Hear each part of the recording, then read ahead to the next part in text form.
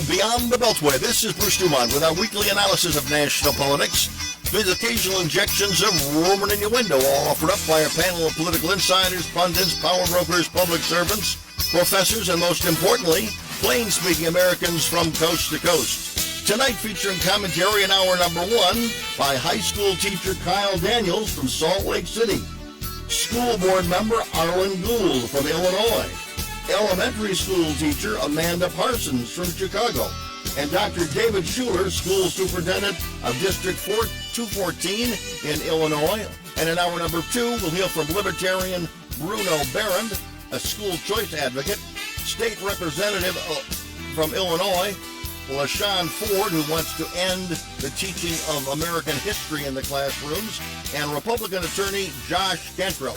Our program tonight coming to you from our home base at WCGO Radio in Evanston, Illinois. Nice to have you with us this evening, and we're going to begin very quickly because we're very fortunate. We've got great guests in both hours, but in hour number one, we have some real experts on one of the key issues facing America right now, and that is going back to school. How do we go back to school safely? Different school districts are handling it in different ways. We're going to discuss some of those decisions and how they're being made, and we welcome Kyle Daniels. He's the high school teacher from Salt Lake City. Arlen Gould is a school board member for many years, the Consolidated Community District 221 in Illinois. Amanda is a teacher of English in Chicago. And Dr. David Schuler, he is the school superintendent for District 214, and he was the school superintendent of the year in 2018, not only in Illinois, but then in the United States. So we've got some great guests. I want to begin with you, Dr. Schuler. When you made your decision to go back to school, and you're going to go back with some online lessons first, and then maybe gravitate to in-room classroom studies, but how did you gather the information that you needed to make the decision you made?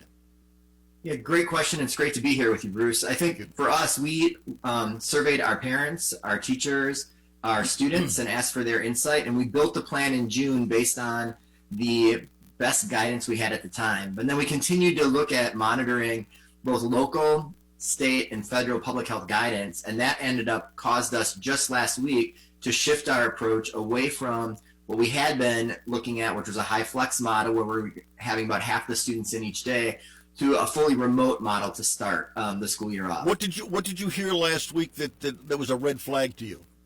Yeah, so three things really. There were three studies that came out that talked about high school age students being a greater transmitter of COVID than we had previously thought. And our local county health department said that if anybody was positive or tested positive or suspected of being positive, we had to go back and contact trace for any student or individual with whom that person would have interacted for the previous 48 hours of 15 cumulative minutes. Previously, they had said 15 consecutive minutes. Okay. But if you have a 5-minute passing period and you move 3 times during the day, you hit your 15 cumulative minutes. So basically, when we had our first case, we would have had to shut down. And I did not want to go through that crisis that we had in the spring where we flipped like that and we just weren't ready. Our kids and our parents and our families deserve a plan that's a little longer than simply not knowing what's going to happen tomorrow. Sounds like a good decision. Arlen Gould, let me go to you. You've been on the school board for a long time. Yours is an elementary district.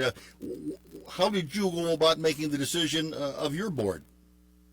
Let me go back in time just a tad to fill in the blanks here. So a year ago, winter, when we had that terrible cold weather in Illinois, our superintendent, Dr. Mike Conley, put together a plan, strangely enough, for remote learning and brought it to the board. The board at that time, a year ago, February or so, was not ready to implement a remote learning program, but we learned about it. Our staff learned about it, and a program was put together. Then when the pandemic hit, obviously we were forced to go there, but we already had plans in place for our district, which was a fortunate thing.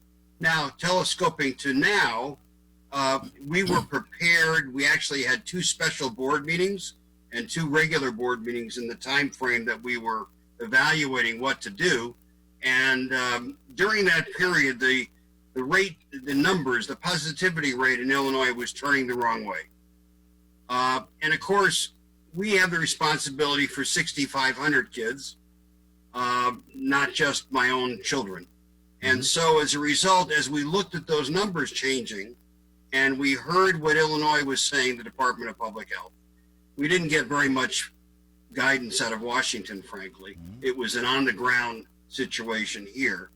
After making the decision and announcing it to bring our kids back soon, we felt that the prudent thing to do, as did 214, was to delay bringing them back in person at this point until October 5. Okay, thank you for that answer. Let me go to Kyle Daniels now, who joins us from Salt Lake City. You're a classroom teacher.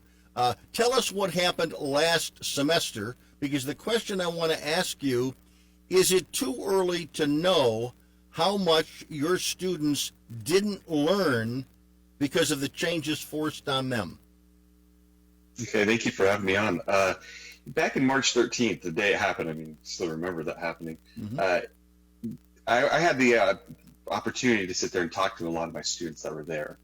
And at the time, it was supposed to be a 2-week time period that we weren't going to be in person. Right. And then that extended beyond that. And eventually, the school board and the state of Utah shut down schools. And to your question about the time, or is it too soon to tell what's learned? We have to look at what do we determine as success? What do we determine as learning? What I can determine for myself and my students may be different than what other people around the nation will determine as being successful in that setting. Immediately, I recognize that we're changing mediums. We're going from being in person to going online. And because of that, I had to switch up my own instruction, recognizing that the medium and my model of teaching had to reflect that. I recognize as a social studies teacher that history, this is an unprecedented time for what we're seeing with this pandemic, but I was able to go back and look at what have we done over history. This right here, where we are right now, we are talking in a distance learning model. And so radio, TV, online, and we see this change in our modeling of teaching expand. But to your point of the timing of it, we can look at the numbers and see what are our graduation rates. So if you're going to determine graduation rate, graduation rate was there.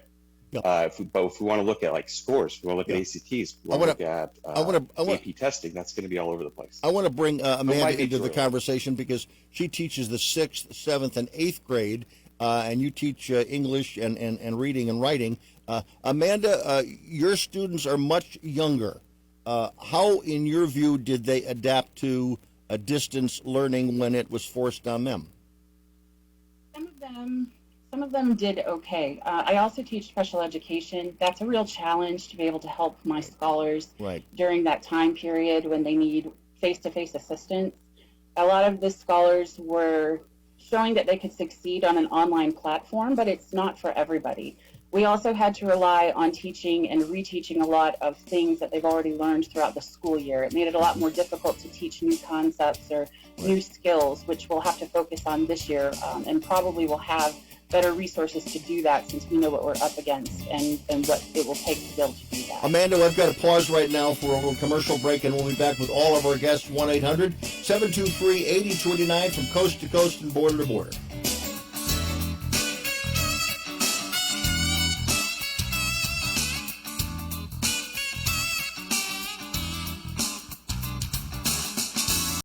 There are everyday actions to help prevent the spread of respiratory diseases. Wash your hands.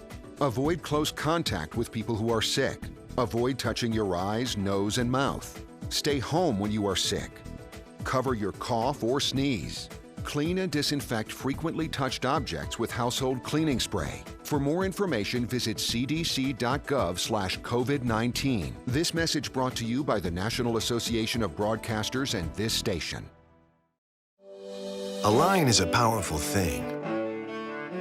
It connects the global economy to your living room, cleaner air to stronger markets, factory floors to less crowded roads, today's progress to tomorrow's promise. Norfolk Southern. One line, infinite possibilities.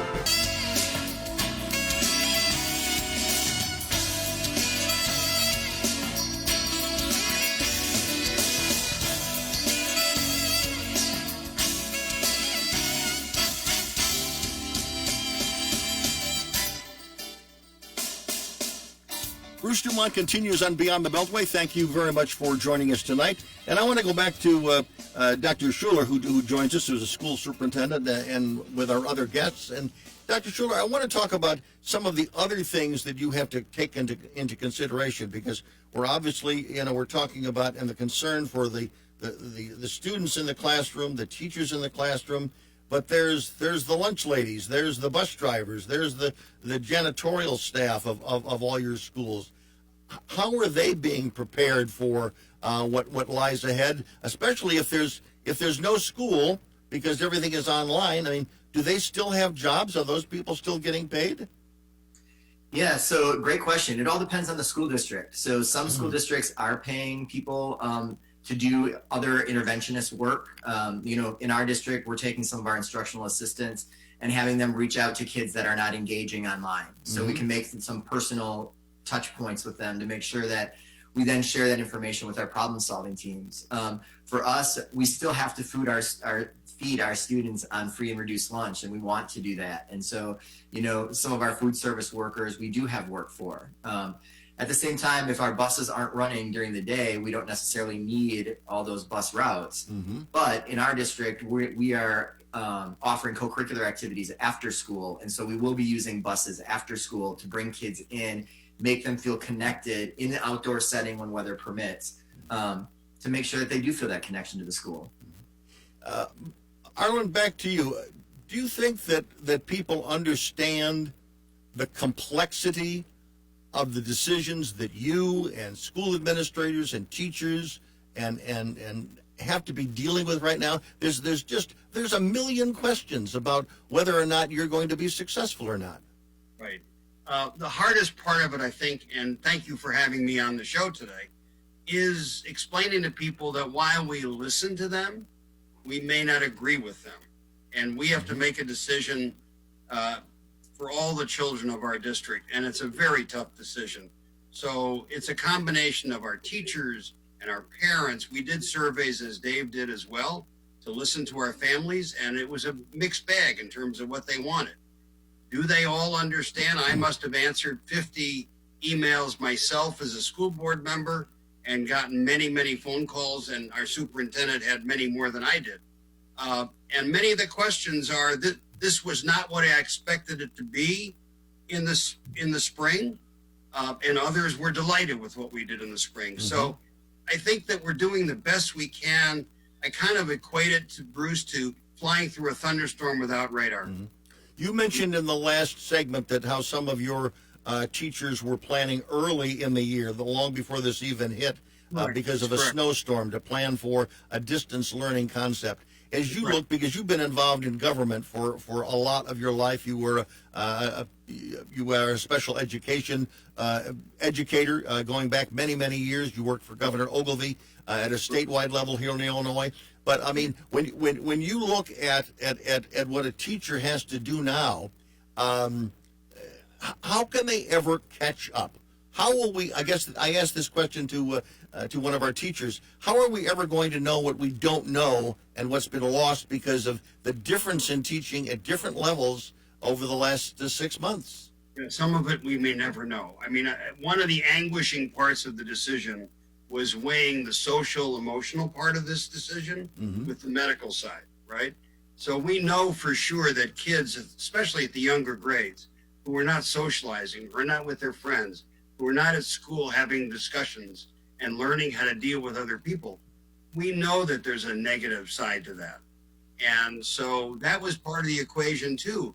We didn't know how bad the COVID could be with kids. We now know it can be more severe than a lot of people believe, and that it certainly can affect children, unlike what has been said in Washington. They're not immune. Amanda, question to you, because one of the things that the president has said, and he's quoted the National Association of Pediatrics, I may have the Academy of Pediatrics, talking about that one thing we don't know is we don't know how many students may be being abused at home. So tell me about the information that you can glean being a classroom teacher from your students when they come to your class every day as to what their home life might be like, and whether they're going 6 months without having you with an opportunity to look at them. Do you fear, as the president suggests, that there may be some horrible things going on in their homes? Without a doubt, there are some awful things going on. These are the questions or the situations that we don't have answers to, and that's always one of the top primary concerns in a situation like this. When we see them on a daily basis, it's hard enough to determine if something adverse is going on at home and how we can help them face to face. When things are going on outside of our perspective, like the COVID situation in today's society, we don't know what's going on. Some of the kids, we don't, unless if they're not logging online or we can't get in touch with their parents, we don't even know how they're doing. So this definitely puts a more difficult perspective in place of how do we help them and what can we do for them in this situation. Kyle, can you stay in touch with your students? What sort of attendance records are there where you work? Good question. And in my particular setting, we have a very difficult, on a normal basis with attendance. Being in Title I school and having the issues that face that community. With the distance learning in the springtime, that was actually something that I was proud to see our school and our community rally around, was that I had far more interaction with parents during this time than I had ever before. I'm reaching out to students and teachers, and parents rather, that I hadn't contacted or hadn't been in contact with in years prior. And so there is some positive to that nature, but at the same time, as to what Amanda's saying, I'm not seeing as many either. And so there is some give and take there. And I really like what Arlen was saying about, with all the issues that are facing all the different parties involved, we can't placate all of them, but we can do our best to take on the challenges that we're facing. Now there is come up with a good product. I want to hear this from our teachers, but I'm going to let Dave respond first. I mean, one of the things that's a kind of a quick reaction, and again, this is a reaction I think we've had in Chicago, because initially the mayor in Chicago wanted to have a hybrid, wanted to have 2 days of classroom teaching and 3 days of online teaching, or vice versa. And the union said, no, we're not going back to school, and they threatened to strike. And what that triggers, Dave, is the belief that some parents have that a big problem here is teachers and teachers unions. They just don't want to do the extra work that's required. Your response to that? Is there some of that you're dealing with?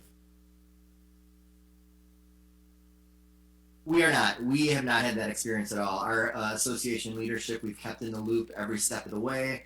I talked to the president multiple times a day. And I think most superintendents across the country, outside of some really large urban settings, it's very similar to that. And I think, a lot depends on how old your buildings are. If you have buildings that are very small and 600 square feet classrooms, there's a much greater concern there than a 1,200-foot classroom. And that's some of the things that parents, may not have that nuanced language to. But if you have buildings like CPS that are over 100 years old, I think you have to ask the question: can you safely get kids in class? Mm-hmm. What about in your school districts? Is every gymnasium in District 214 being used for classroom and not physical education, Dave? Well, yes, and that was one of the other big problems with the public health guidance that came out from the state last week. It used to be that you could have 50 kids or individuals in a section of a space. So we were going to bring down the divider curtains in our field house and create like 4 different spaces. Illinois Department of Public Health came out and said, in field houses, you may only have a maximum of 50 kids altogether. Well, that just took a capacity of 200 and lowered it down to 50. So I don't have enough places right now where our kids could have lunch. Physically, I don't have the space for it. Uh-huh. Is this a situation, Arlen, that the government has not, and I mean all levels of government, not the feds, not just locally, that really there isn't one answer and everyone is just sort of winging it right now? Well, I think it's true. Everybody is winging it. I just want to add one thing, that we worked very closely with our DEA, with our teachers. There was no concern on our part that our teachers wouldn't come back. Okay. There were some concerns there, but they wanted to teach our kids. But I do think that, at least in Illinois, we understood, I think, that it was going to be a local decision, that local school boards, elected school boards, were going to make the decisions best they could, and in conjunction with staff and with the rulings from the state of Illinois. I think in Washington, unfortunately, there's a myopic view, and the guidance from there has been more dictatorial. You will do this, when at the local level we have different concerns, I think, than they do in Washington. Well, but most of your people would like to have the schools open, right? It starts with I would say among parents it's very much split. A split, okay. Pretty much down the middle in terms of the survey, and I've gotten letters from both sides of the equation as a school board member, but I think that they understand that we had to make a decision that was not, somebody was going to be unhappy. There was a teacher, a school nurse that was on one of the Sunday shows today from Alabama, and she said that one of the big mistakes made early on is that this was viewed as an education issue, and she thought that it should be, going back to school, it should have been a public health issue. Dealing with schools should have been a public health issue first, pour all the public health thinking into the local school as the venue that would be where public health would be administered, and then fold in education. I want to get everybody's reaction to that suggestion from Alabama that came in this morning. I'm Bruce DuMont. Thanks for joining us tonight. 1-800-723-8289 from coast to coast and border to border, and now around the world at BeyondTheBeltway.com.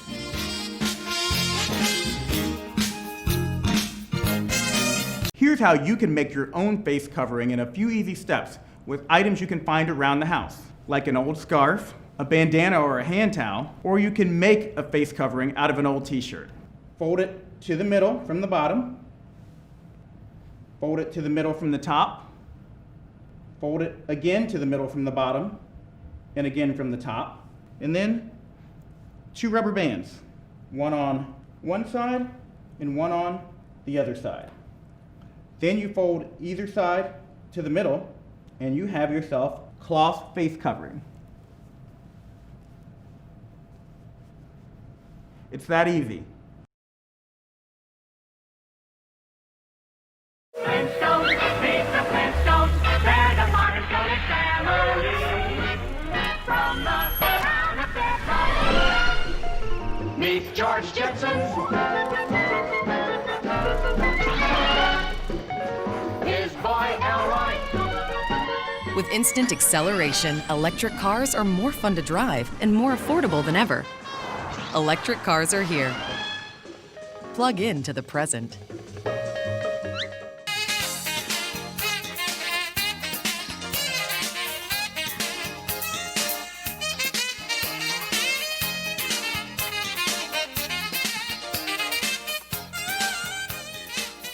Bruce DuMont back in beautiful Evanston, Illinois. Kent Brandenburg is listening tonight. Randall Bennett, a big fan. John Pinter from Notre Dame University and Carolyn Grunwald joins us. And also we've got some people listening in the great state of Ohio. And Grove City, Ohio also is joining us this evening.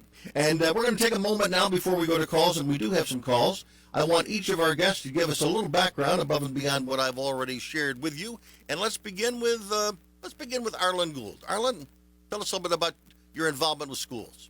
Well, I took a circuitous route to the school board. Started off as a special ed teacher in Chicago, working with inner city kids with no experience, because in those days the city needed teachers desperately. And then I was hired by a fellow named Dick Ogilvy, who was one of our great governors, did not go to jail. And he asked me to work on special ed statewide. So I became an ombudsman for the parents of the special needs children across the state, wrote legislation, passed legislation, and had. And how long on the school board? How long on the school board now? And then I have been on the school board now this is my 28th year. Okay. Dave Schaefer, we thank, Schuler rather, we thank you very much for joining us. As I mentioned, in 2018, you were the Illinois Superintendent of the Year, and then you were the National Superintendent of the Year, and you also have in the past, you've been the president of the Association of School Superintendents. So your background is very, very deep, but tell us a little bit more about what you do and how delighted you are to be an educator. There's no better seat to be in than the seat of a school superintendent right now. It is exhausting work, but I cannot imagine being anywhere else. I love having the opportunity because the impact is just so monumental. It's my 21st year as a superintendent. I've been in 3 different districts. Currently, I'm in the awesome district of District 214 in the northwest suburbs of Chicago. We have 7 high schools, 6 comprehensive high schools, and 12,000 students. Kyle Daniels also joins us. He is a high school teacher in Salt Lake City. He's also a Facebook friend. And so when I put out an appeal earlier in the week to if there was anybody out there who was a classroom teacher that wanted to participate, that's how we got together. So Kyle, tell us a bit more about other things you're involved in at the school level. I've been teaching in the school my entire career. Absolutely love it. Got my master's in teaching. Didn't start off my career or thinking that my career would be in teaching. I've always wanted to, and then it ended up there. I won't go into the whole story of how I got there, but I am so glad that it happened. The years that I've spent out there in that school has been amazing, and what I learned and gained from those students day in and day out is amazing. I also teach and coach the speech and debate team, so that's also been an interesting journey through social distancing and distance learning, witnessing the National Speech and Debate tournament happening all online, effective and very smooth as teachers and people from across the nation came together and made that work. Very good. Amanda Parsons, tell us a little bit about you're an elementary school teacher. Tell us a little bit about your school. My school is actually part of the nationally renowned charter school network. We have a partnership with Chicago Public Schools. We share a lot of the same spaces with Chicago Public Schools. We are recognized for our tests nationally. I teach at the only middle school in our network. I teach 6th, 7th, and 8th grade language arts special education. I've been with the network for now, this will be my 3rd year this year. And this was my full teaching job, my first real full teaching job here in Illinois. I've only been in Illinois for 4 years. I'm originally from Atlanta, Georgia. I have heard for over 40 years now how teachers around the United States sometimes dip into their own pocket to buy pencils and pens and paper for their students. And I'm flabbergasted that in a country with this wealth, those things happen. Do they happen at your level, Dave? Again, you represent primarily a suburban district, but does it happen in District 214 where people are dipping into their own pockets, the teachers? Absolutely. It happens everywhere. And it's because our teachers are just so dedicated and committed to the work. And we try to provide a good amount of resources, but every teacher has their own art of teaching. And so there's always a need for something that they want to provide their students. And so it definitely happens in our district. One last follow-up to you, and this gets back into the role of government, because you've been involved with it, as you just said, for a long, long time. When you look at the collective involvement of the federal government with several administrations of both parties, it seems to me that on the subject of distance learning, that everyone has dropped the ball. George Bush didn't want to leave anybody behind. Al Gore allegedly created the internet. I mean, everyone seems to talk a good game when it comes to distance learning.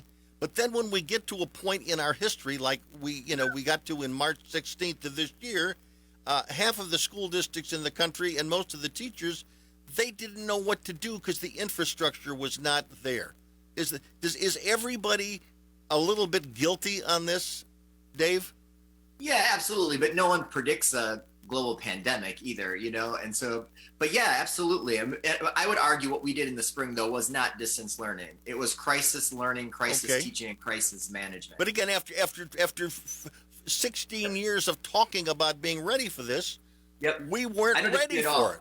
I would tell you, if we have one shot this fall to get it right with remote learning and distance learning, and we spent the last couple months preparing for it, if we don't get this right, shame on us. But I do have confidence that we are going to do a much, much better job this fall than we did in the spring. Arlen Gould, same question to you, because you've been around politics for a long, long time. You're kind of a bipartisan guy.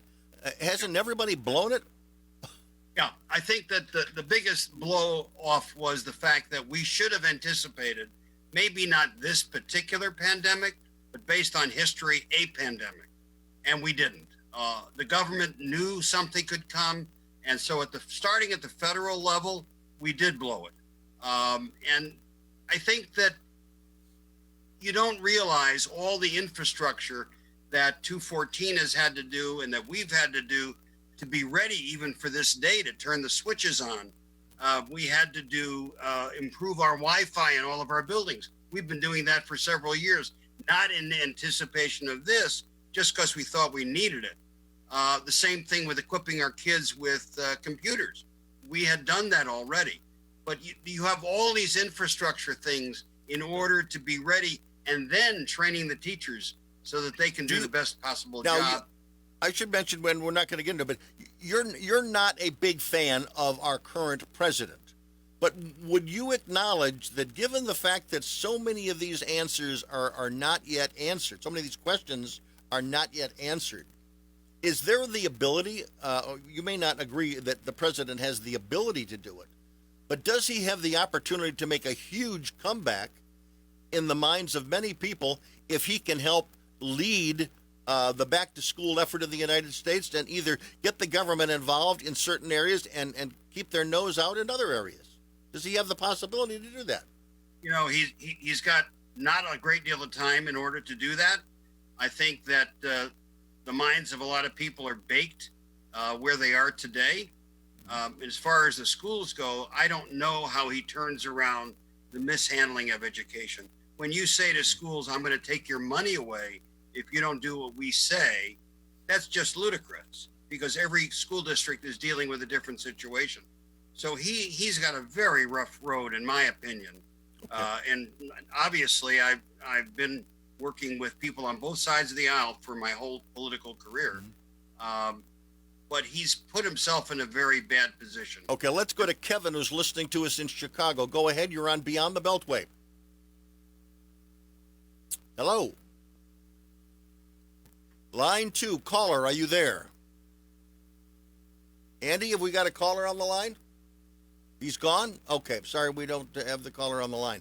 A question that's come in via the internet here, and this is for you, Dave. And again, school superintendents and school bureaucracy have also traditionally been a whipping boy for many people who criticize education. So why do we need so many districts? Why do we need so many principals? Why do we need so many administrators? And this person adds at high levels of compensation.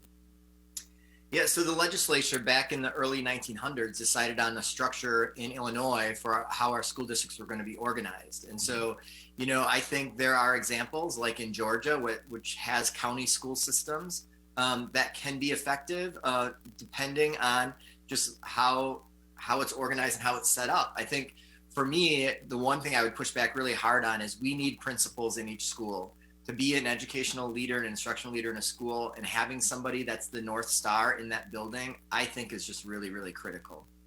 Are they really in control of that school, or is there a superintendent like yourself that tells them what to do? All depends on the district. I have some colleagues that are very collaborative with their principals, and I have some colleagues that are very directive with their principals. So I really think depends on, and that really is at the behest of the school board, how the school board selects the superintendent based on the culture of that school district. Historically, what does anybody who, and I'll throw this up to anybody who wants to respond to it, maybe Dave, you take a crack at it first. What were we doing with American education during the Spanish flu of 1917 and 18? Dave, what did we do? Were the schools open or closed? You know what? I'm going to defer to Kyle on that as our history teacher and see if he has if he knows better. I have some suspicions, but I have not researched that. Kyle, do you know anything about that? Well, the brief research I did was I just read just today earlier about it was more centered around everything that we can see is more centered around what was going on with the military at the time. Right. As we saw that most of the spread of it happened in military bases. People did pull their students out. It does talk about that. Mm-hmm. We also see that in the 1920s, they started things. In fact, the University of Chicago started a thing, I forgot what they call that, the School of the Air. And they held school on the radio. On the radio. And then the Great Depression hit. I mean, we see a lot more happening in the Great Depression, actually, with distance learning than we did during Spanish. Yeah, I want to talk more about that. Actually, that it wasn't too much because of radio wasn't developed really until 1920, so they missed it by a couple of years. When we come back, I've got a couple more facts on that, and hopefully we'll get back to calls. I'm Bruce DuMont. Thanks for joining us tonight.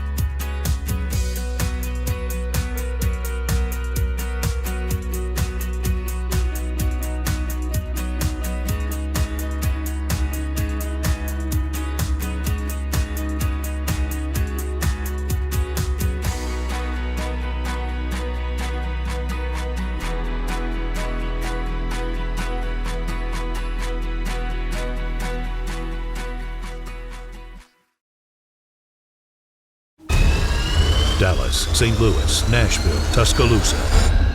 All major cities to feel the destruction caused by a direct hit from a tornado. Is Chicago next? It's not a question of if, but when, and the clock is ticking.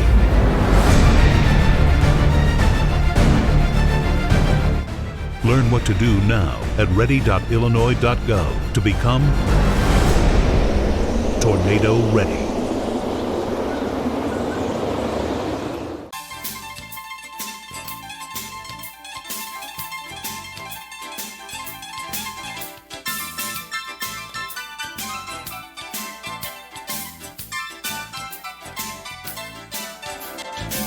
Bruce DuMont back. Thanks for joining us tonight. Here's a couple of basic facts about the Spanish flu pandemic of 1918. I was looking up the other day because it was also an election year. It was a midterm election year. And this is a startling fact. But in October of 1918, 1 month before Election Day, 195,000 Americans died. That's more than has died in this country since we started to count the numbers earlier this year.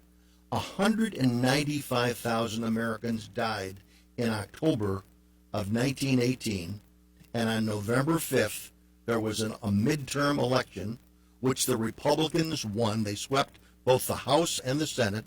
The President, Woodrow Wilson, was very unpopular because World War I was going on.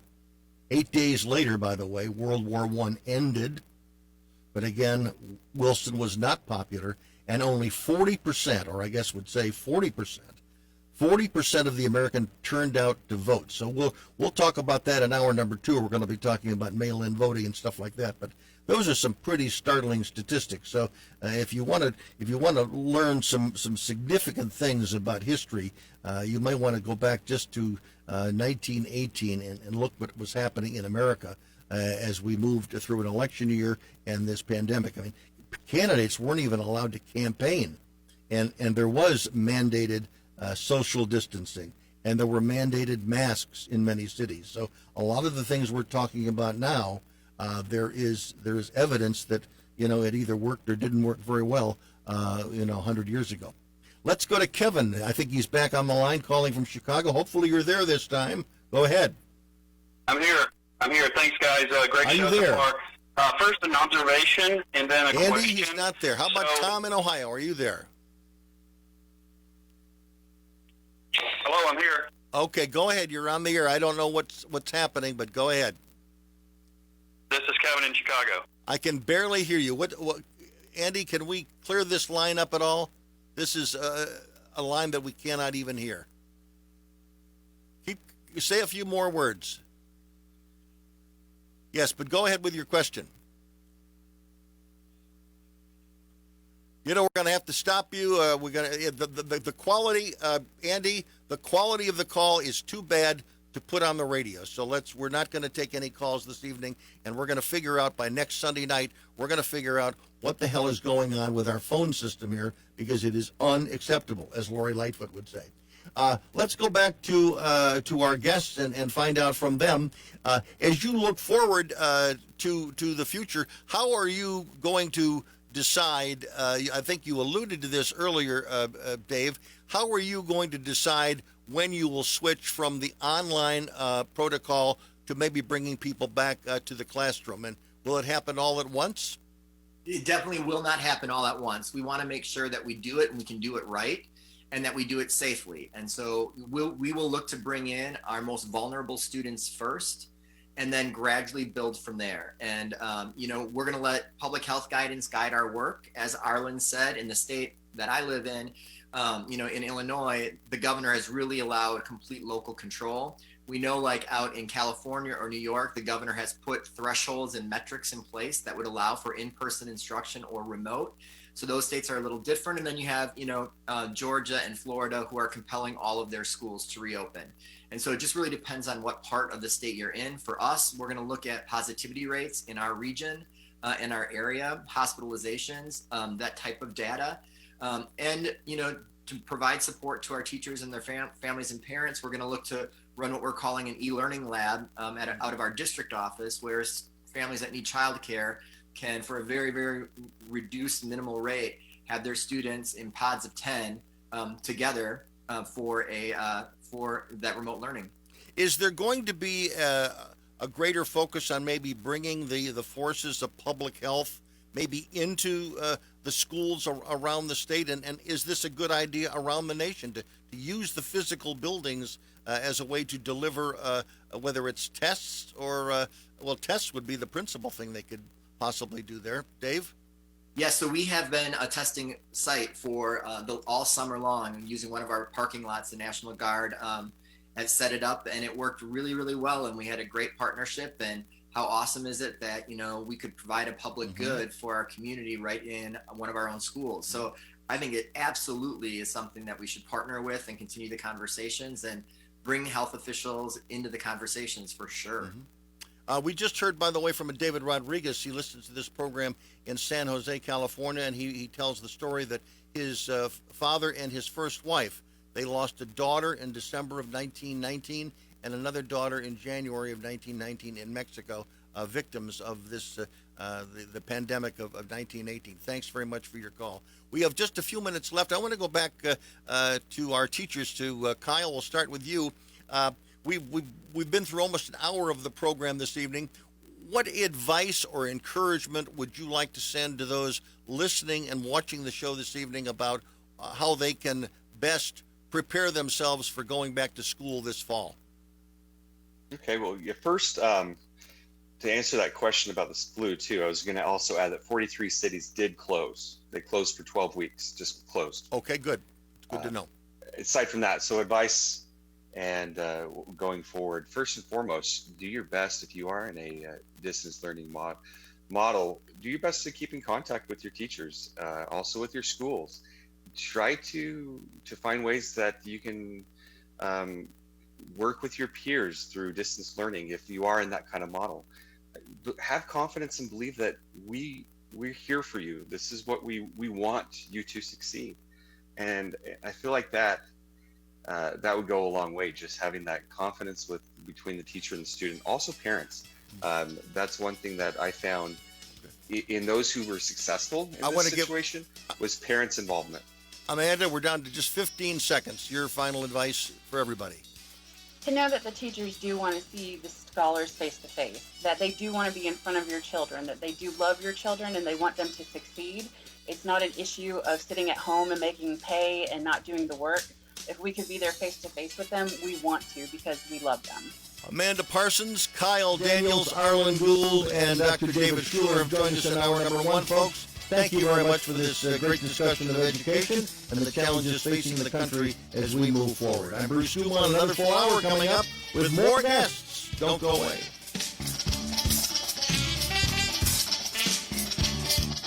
Not wearing a mask in public is like not wearing a seatbelt because no one else is.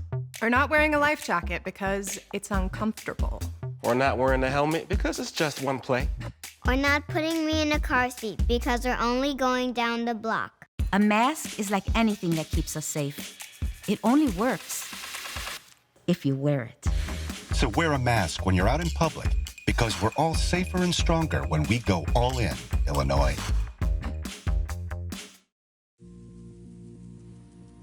Today, fresh fruits and vegetables will go from a field in California to a grocer in Miami.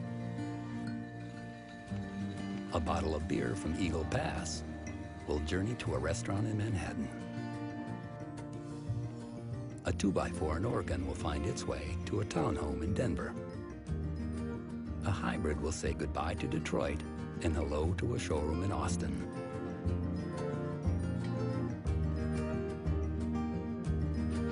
While a steel beam will leave a mill in Illinois for a high-rise in Phoenix.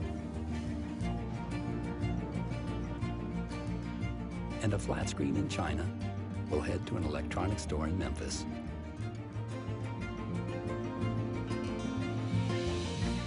Because today, as every day, wherever you find business, you'll find us.